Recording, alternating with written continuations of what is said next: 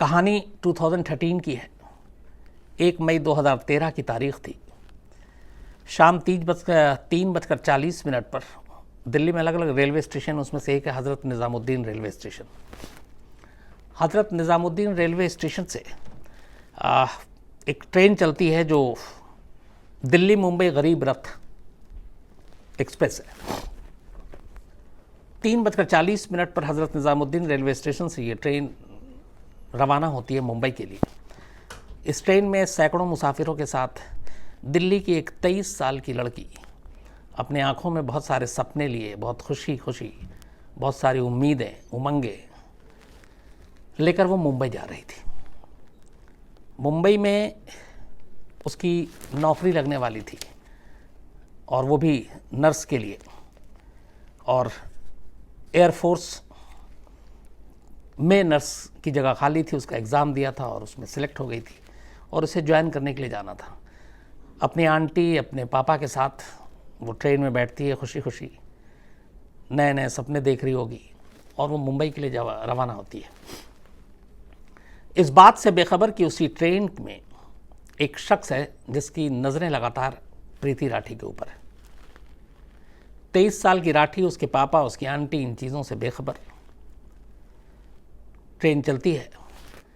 अगले दिन ये ट्रेन सुबह 7:55 पर, मतलब लगभग 8 बजे, मुंबई के बांद्रा रेलवे स्टेशन पर रुकती है। तब तक लगातार जो उस ट्रेन में एक शख्स था, एक नौजवान था जिसकी नज़र प्रीति राठी पर थी, वो उसके आसपास था, लेकिन कोशिश ये कर रहा था कि उसका चेहरा वो लोग ना देख पाएं, क्योंकि देखते तो शायद पहचान जाते। खैर, लगभग 16 घंटे के सफ़र के बाद ये ट्रेन सुबह 8 बजे बांद्रा रेलवे स्टेशन पहुंचती है। इसके पहुंचने के बाद प्रीति अपने पापा, आंटी के साथ ट्रेन से नीचे उतरती है, प्लेटफॉर्म पर आती है, बाहर जाने की तैयारी कर रही होती है। स्टेशन पे भीड़ थी। तभी अचानक एक जगह एक मौका मिलता है और एक प्रीति के पापा और आंटी थोड़ा आगे आगे चल रहे थे, प्रीति थोड़ा पीछे थी। एक नौजवान आता है, पीछे से प्रीति के कंधे पर हाथ रखता है। तो एक नेचुरल होता है कि जैसे ही हाथ रखा तो आप पलटेंगे, तो एक बायां हाथ उसके कंधे पर अपना रखता है। प्रीति पलटती है। जैसी पलटती है, वो अपने दाहिने हाथ में एक च्यवनप्राश का डब्बा लिया हुआ था, बड़ा वाला। वो च्यवनप्राश का डब्बा सीधे प्रीति के चेहरे और जिस्म पर उछाल देता है। ये सब कुछ सेकंड में हुआ था, और जिस तरीके से वो फेंकता है, उसके कुछ छींटे प्रीति के पापा, आंटी और 2 और पैसेंजर जो वहीं पे साथ साथ चल रहे थे, उनको भी वो जाकर लग जाती है। हर एक को जलन महसूस होता है। लेकिन ये देखने के लिए क्या हुआ, वो लड़का वो रुकता नहीं है जो अनजान था। वो अचानक फिर वहाँ से गायब हो जाता है। अब प्रीति जो है वो चीख रही है, चिल्ला रही है, उसको जलन हो रही है, उसकी आंखें बंद हो गई हैं, क्योंकि ज़्यादातर हिस्सा जो च्यवनप्राश के डब्बे में था, जो उसने फेंका था, उसके चेहरे पर ही था। बाकी गर्दन पे, सीने पे, इन सब जगहों पे भी गया। तो अचानक चीखती चिल्लाती है। उधर पापा को भी कुछ वो जो छींटे थे वो पड़े थे, आंटी को भी, 2 पैसेंजर भी। थोड़ा अफरा तफरी मच जाती है, लोग देखते हैं। इसके बाद फ़ौरन प्रीति को हॉस्पिटल ले जाया जाता है। हॉस्पिटल ले जाने के बाद वहाँ डॉक्टर देखते हैं, उसकी हालत बहुत ही ख़राब। उसका इलाज शुरू होता है। उसके बाद इस इलाज के दौरान में पहली चीज़ जो ये पता चलती है वो ये कि प्रीति की दोनों आंखें लगभग ख़राब हो गई हैं। जिस्म के बाकी हिस्से भी डैमेज हो चुके हैं, और जो चीज़ फेंकी गई थी वो कुछ और नहीं, तेज़ाब था, एसिड। और टेस्ट किया गया तो पता चला कि ये सल्फ्यूरिक एसिड था। अब इसके बाद इधर प्रीति हॉस्पिटल में है, लगातार डॉक्टर उसका इलाज कर रहे हैं। प्रीति बार बार जब पूछती है डॉक्टर से कि मुझे क्या हुआ। ये जो स्टेशन पे जो कुछ हुआ था, उसके बाद लगातार दिन गुजरते हैं। प्रीति हॉस्पिटल में, एक हॉस्पिटल से दूसरे हॉस्पिटल, दूसरे से तीसरे हॉस्पिटल में लगातार उसको भेजा जाता है बेहतर इलाज के लिए, क्योंकि ये खबर भी आ गई थी, मीडिया में भी थी, और ये पता चला कि ये एसिड अटैक था, तेज़ाब से हमला।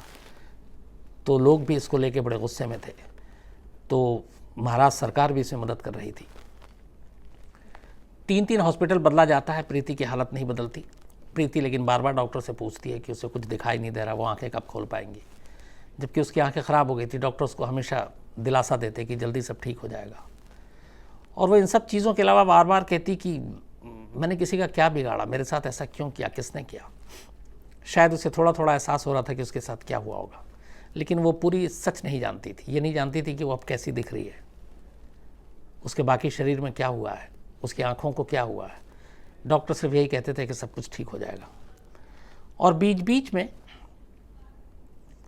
वो अचानक एक चीज़ कहती, उसको दिखाई भी नहीं दे रहा, लेकिन वो कागज़ और कलम लेती है और कहती कि मुझे कुछ लिखना है, क्योंकि बोलने में भी तकलीफ़ हो रही थी। और वो लिखती, या कई बार उसके पापा वहाँ पे आ जाते, हॉस्पिटल में देखते, तो वो पापा से कहती अपने कि मुझे कुछ कहना है, तो आप इसको लिख लीजिए। तो वो भी लिखते पापा उसके। दिन गुजरता गया, इलाज चलता रहा। 1 मई को दिल्ली से मुंबई पहुंची थी प्रीति। पूरे 1 महीने बीत गए। 1 जून की तारीख आती है और आखिरकार प्रीति ये जंग हार जाती है।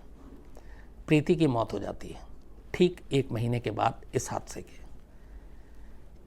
1 जून की मौत के बाद अब प्रीति वापस मुंबई से दिल्ली आती है, लेकिन इस बार ताबूत में बंद होकर, क्योंकि वो गई थी बहुत सारी खुशियां लेकर, सपने लेकर, लेकिन अब उसकी मौत हो चुकी थी, तो वापस ताबूत में आती है।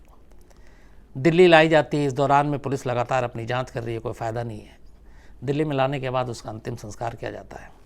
इस दौरान में प्रीति ने जो हॉस्पिटल में अपने फादर से लगातार कहती थी कि मुझे कुछ कहना है, कुछ लिखना है, वो सारी चीज़ें उसके फादर लिखते रहते थे। जब प्रीति इस दुनिया से चली गई तो फिर वो प्रीति ने जो कुछ लिखाया था हॉस्पिटल में अलग अलग वक्त में, उन 30 दिनों में, फिर उसके पापा ने वो सारे चीज़ें मीडिया को भी दी, जो हम लोगों को भी मिली। तो उसका कुछ एक हिस्सा है जो मैं आगे बढ़ूँ सिर्फ सुनाना चाहता हूँ कि मैं अपनी मौसी के पीछे पीछे चल रही थी। तभी अचानक किसी ने कुछ फेंका। मुझे पता ही नहीं चला वो गोरा था या काला। मुझे बहुत जलन हो रही थी, मैं तड़प रही थी। अगर मौसी मेरे साथ ना होती तो उस दिन शायद मैं बच ही नहीं पाती। अब तक तो घर में सबको पता लग गया होगा, मम्मी और टेंशन में होंगी। मैंने INS की नौकरी के लिए बहुत तैयारी की थी, बहुत मेहनत की थी। लेफ्टिनेंट नर्स की नौकरी पाकर मैं बेहद खुश थी। मैं ये जॉब नहीं छोड़ना चाहती थी, पर अब मेरी ये नौकरी भी शायद चली गई। यहाँ मुझे डॉक्टर कुछ बता नहीं रहे। सर्जरी कब होगी, ये प्लास्टर कब हटेगा, हम और कितने दिन यहाँ रहेंगे। कल शाम से हाथ की मूवमेंट में भी पेन है, पहले नहीं था। मैंने डॉक्टर साहब से पूछा, मेरी राइट आई ख़राब है। उन्होंने बताया कि जब तक ट्रांसप्लांट नहीं होगी मैं नहीं देख पाऊँगी, और ट्रांसप्लांट जब तक मैं चेहरे से ठीक नहीं हो जाऊँगी तब तक नहीं हो पाएगी। पापा, मुझे निक्की और तनु की भी पूरी सिक्योरिटी करवानी है। मैं नहीं चाहती जो मेरे साथ हुआ वो उनके साथ हो। मम्मी पापा ने तो मेरे लिए रिश्ते भी देखने शुरू कर दिए थे, पर अब मुझे सुंदर नहीं दिखना है। जो तन्नू और निकी, ये दोनों भाई बहन थे। ये ख़त था जो अलग अलग वक्त में प्रीति ने लिखाया था हॉस्पिटल में रहते हुए, और उसके पापा ने जो बाद में बताया वो यही कि वो हमेशा यही कहती थी कि, और मुझे बार बार लिख कर देती थी कि मैंने किसी का क्या बिगाड़ा था। और जब प्रीति ये लिखती थी तो अपने पापा से ये पूछती भी थी कि आखिर उसका ये हाल किसने किया, उसका क्या कसूर था, क्या उसका मुजरिम पकड़ा गया। लेकिन अफसोस कि जाते जाते जब तक वो ज़िंदा थे इन सवालों के जवाब उसे नहीं मिले, क्योंकि पुलिस भी उसके गुनहगार को नहीं पकड़ पाई थी। तो 1 महीने के बाद प्रीति ने दम तोड़ दिया। इधर मुंबई पुलिस इस मामले की लगातार जांच कर रही थी, लेकिन कोई फ़ायदा नहीं हुआ। सिर्फ एक चीज़ मिली। जब ये ट्रेन दिल्ली मुंबई गरीब रथ 2 मई की सुबह 7:55 पर प्लेटफॉर्म पे पहुंचती है, उसके बाद फिर पुलिस इस इंसिडेंट के बाद के सारे CCTV कैमरे को खंगालती है, तो उस कैमरे में बाकी तो कुछ नहीं दिखता। इत्तेफाक से जहाँ पे एसिड अटैक हुआ प्लेटफॉर्म पे, वहाँ पे कैमरे का कोई एंगल नहीं था, मतलब वहाँ तक कैमरे की रेंज नहीं थी जो पता चल सके। लेकिन इसी प्लेटफॉर्म पे एक दूसरा एंगल से एक चीज़ दिखाई दी पुलिस को, वो ये कि जब ये ट्रेन आई, रुकी, और उसी वक्त जब ये इंसिडेंट हुआ उसके कुछ पल बाद एक लड़का बड़ा घबराया हुआ बड़ी तेज़ी से प्लेटफॉर्म पे दौड़ता हुआ भाग रहा है। अब बाकी सारे मुसाफिर कुछ तेज़ चलते हैं, कुछ स्लो चलते हैं, लेकिन उस लड़के की चाल, उसकी घबराहट ये बता रही थी कि शायद कुछ गड़बड़ है।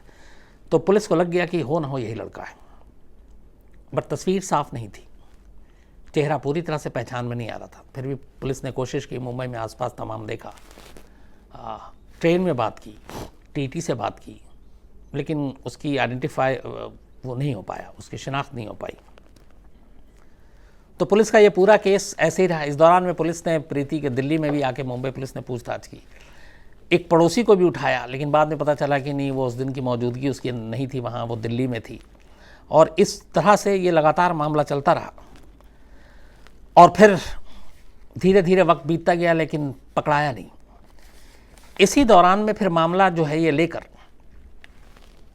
मुंबई की क्राइम ब्रांच को दे दिया गया और अब क्राइम ब्रांच को कहा गया कि आप इस मामले की जांच करें, क्योंकि वक्त बीतता रहा। क्राइम ब्रांच ने मामले की जांच ली। इंसिडेंट को करीब 8 महीने, 8.5 महीने गुजर चुके थे अब तक। 8 महीने और 17 दिन के बाद क्राइम ब्रांच अपनी तफ्तीश को आगे बढ़ाते हुए 15 जनवरी 2014, ये 1 मई 2013 का इंसिडेंट था जब प्रीति पे एसिड फेंका गया था, उसके ठीक करीब 8 महीने और 17 दिन बाद 15 जनवरी 2014 की तारीख आती है।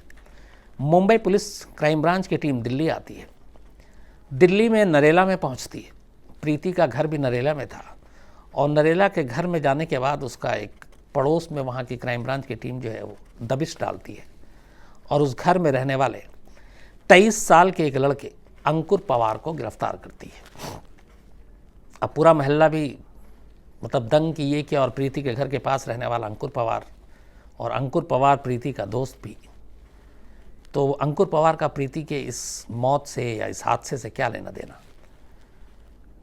प्रीति के घर वालों को भी इस चीज़ का एहसास नहीं था और वो भी दंग थे। मुंबई क्राइम ब्रांच की टीम जो है वो अंकुर पवार को गिरफ्तार करती है, अपने साथ मुंबई ले जाती है, फिर पूछताछ होती है और फिर सारी कहानी सामने आती है। अंकुर पवार ही वो शख्स था जिसने प्रीति पे हमला किया था। अंकुर पवार 1 मई 2013 को उसे पता था कि प्रीति का एयरफोर्स में हो गया है नर्स के लिए, उसने एग्ज़ाम दिया था, पास कर गई है, और 1 तारीख 3:40 पर इसकी ट्रेन है, ये अपने पापा आंटी के साथ जा रही है मुंबई। सारी जानकारी थी क्योंकि दोस्त था, पड़ोस में रहता था, दोनों के घर वालों का एक दूसरे के आना जाना था। तो जब ये पता चला तो फिर वो एक जगह से उसने सल्फ्यूरिक एसिड लिया और सल्फ्यूरिक एसिड लेने के बाद उसने च्यवनप्राश की एक बोतल में उसको डाला और ये भी निज़ामुद्दीन रेलवे स्टेशन पहुंचा, लेकिन प्रीति और उसके घर वालों से छुपते छुपाते। इसने टिकट नहीं कराई, कोई रिजर्वेशन नहीं, क्योंकि इसके दिमाग में था कि अगर टिकट बुक कराएंगे तो ये आगे चल के सबूत हो सकता है।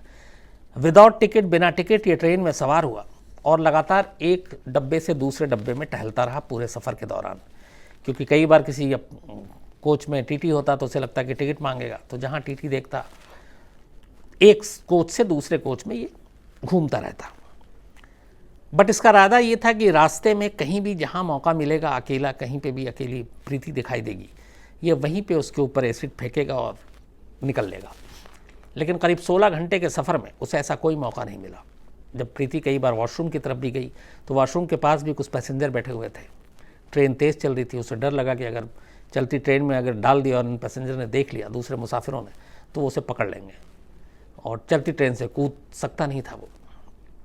तो इस वजह से वो वक्त बीतता गया, 16 घंटे निकल गए, उसे मौका नहीं मिला प्रीति के ऊपर तेज़ाब फेंकने का। मौका तब मिला जब ये ट्रेन बांद्रा रेलवे स्टेशन पहुंचती है। इसके बाद भीड़ चूँकि काफ़ी थी, ये तेज़ी से पीछे चलता है।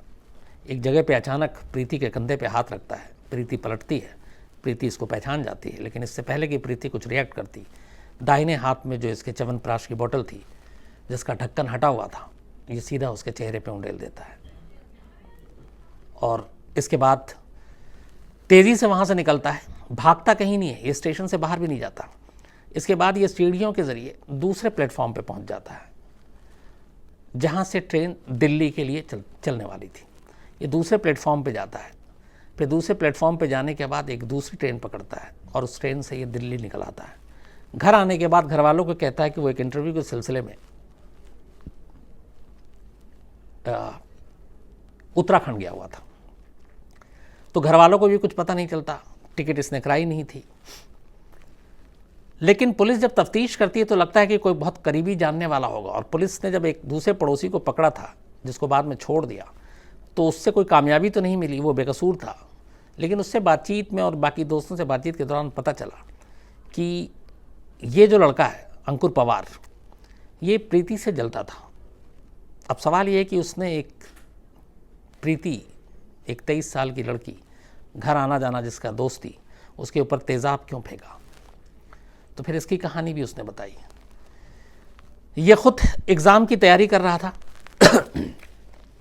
और पढ़ाई लिखाई की उम्र थी, पढ़ाई लिखाई कर रहा था, प्रीति भी पढ़ाई लिखाई कर रही थी। दोनों की उम्र लगभग एक जैसी थी, एक बराबर की थी। दोनों साथ साथ एक ही मोहल्ले में रहे, स्कूलिंग भी एक साथ साथ हुआ, अलग अलग स्कूल में थे, लेकिन पढ़ाई लिखाई दोनों के घर वाले का भी आना जाना था। तो प्रीति पढ़ने लिखने में बहुत तेज़ थी, अंकुर उतना तेज़ नहीं था।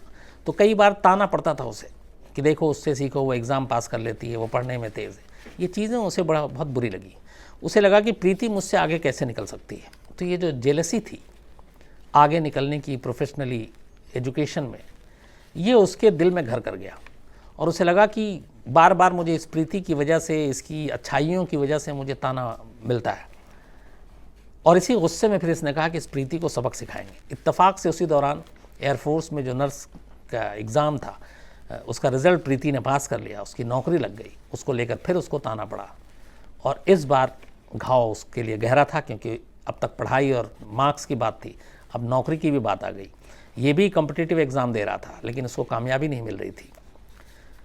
प्रीति को कामयाबी मिली। बस इस जलन में, इस हसद में इसने प्रीति के ऊपर ये तय किया कि प्रीति का चेहरा बिगाड़ देगा ताकि वो नौकरी के लायक रहे, न फिर उसकी लोग तारीफ़ करें। और इसी जलन की वजह से उसने ये पूरी साजिश रची। उसे मालूम था प्रीति मुंबई जा रही है। उसने सल्फ्यूरिक एसिड ख़रीदा, उसके बाद जाकर मुंबई तक करीब 16 घंटे उस ट्रेन में उसका पीछा किया और मौका मिलते ही एसिड डालकर अगली ट्रेन से दिल्ली वापस लौट आया। अब उसकी गिरफ्तारी हो गई। गिरफ्तारी के बाद अब मुंबई की कोर्ट में ये मामला चला और ये जो मामला की जो सुनवाई हुई थी वो स्पेशल वुमेन्स कोर्ट में सुनवाई हुई इसकी। इनकी जज एस शेंडे, इन्होंने फैसला सुनाया और ये फैसला आया 3 साल के बाद। 2013 में इंसिडेंट हुआ, 2016 में फैसला आया और ये एक लैंडमार्क जजमेंट था। हिंदुस्तान में ये पहला ऐसा फैसला था जो किसी एसिड अटैक के लिए किसी मुजरिम को सजाए मौत दी गई। कोर्ट ने माना, इससे पहले कभी एसिड अटैक को इस तरह से, इस तरीके का क्राइम नहीं देखा गया था, लेकिन कोर्ट ने कहा अपने जजमेंट में कि इस मामले में इससे कम सज़ा नाइंसाफ़ी होगी, इसलिए अंकुर पवार को सजाए मौत ही मिलनी चाहिए। और स्पेशल वुमेन्स कोर्ट ने ये जजमेंट 2016 में सुनाया और ये पहला था जो हिंदुस्तान में था। इसके अलावा दुनिया में अगर हम बात करें तो सिर्फ एक बांग्लादेश है जहाँ पे एसिड अटैक के लिए सजाए मौत का प्रावधान है। इंडिया ऐसी दूसरी कंट्री है जिसने एसिड अटैक के लिए किसी को सजाए मौत दी है। बाकी दुनिया में एसिड अटैक के लिए इतनी ज़्यादा सज़ा अभी तक नहीं है। ये सिर्फ सेकंड मतलब एग्जाम्पल है इंडिया के लिए। इस पूरे मामले में जो गवाह बने उसमें जो 2 पैसेंजर जिनके ऊपर छींटे पड़े थे तेज़ाब के, वो, इसके अलावा ट्रेन में जब ये पूरा ट्रैवल कर रहा था उस दौरान, ट्रैवल के दौरान कुछ मुसाफिर भी सामने आए थे जो मीडिया में खबरें आई थी। उसके बाद इन सब ने आइडेंटिफाई किया। इस अटैक के दौरान में खुद इसके हाथ भी इंजर्ड हो गए थे तेज़ाब से, तो वो सबूत भी था। तो ये सारी चीज़ें इसके ख़िलाफ़, और जो मेन गवाह थे, गवाहों की गवाही वो इसके ख़िलाफ़ गई। मैं सिर्फ आपको वो जजमेंट की कुछ लाइनें पढ़ के बता रहा हूँ जो जज ने लिखा सज़ाए मौत देते हुए। उसी से पता चलता है कि क्या कुछ हुआ होगा। जज ने अपने जजमेंट में कहा कि प्रीति जो है वो सिर्फ 30 दिन तक इसलिए ज़िंदा रह पाई, वरना वो मर जाती पहले, क्योंकि उसे पता ही नहीं था कि वो दिख कैसी रही है, उसके चेहरा अब कैसे है। उसे ये भी पता नहीं था कि उसकी आंखों की रोशनी अब कभी लौटेगी कि नहीं लौटेगी। उसका चेहरा ऐसा हो गया था कि खुद घर वाले और माँ बाप अगर देखें तो वो डर जाएं। और अगर ये असलियत उसके सामने आ जाती, कोई आईना उसके सामने रख देता और थोड़ी बहुत उसकी रोशनी आंखों की वापस होती और वो देखती, तो शायद ये 30 दिन जिंदा नहीं रहती, वो पहले ही दिन मर जाती। ये जज ने अपने फैसले में कहा।